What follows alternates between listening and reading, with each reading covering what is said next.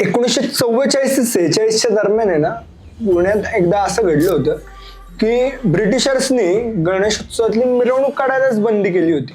नाही, तुम्ही मिरवणुकीच नाही काढायची. त्यावेळेस वातावरण असं झालं होतं की त्यांना कळायला लागलं होतं की हे भारतीय लोक एकत्र येत आहेत बरं का या उत्सवासाठी.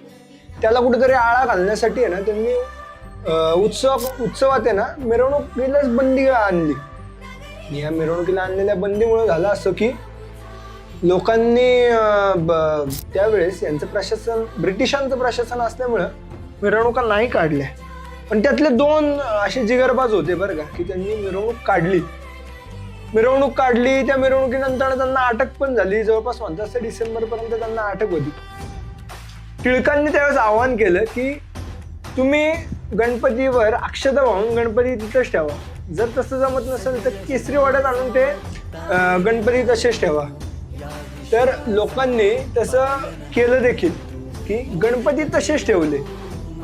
आणि ते गणपती त्यावेळेस असं म्हणतात 50 दिवसाचा तो उत्सव झाला.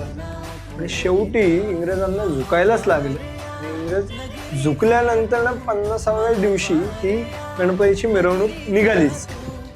यावरनं कळतं असं की अनेक या उत्सवात चढ उतार येतात. अगदी तुम्हाला सांगतो, प्लेग आला, त्यानंतरून स्वातंत्र्यानंतरून असं पाहिलं गेलं अनेक दुष्काळ आले, पुण्यात पानशेतचं धरण फुटलं, त्यानंतरून स्वाइन फ्लू आला, अगदी कोविड आला.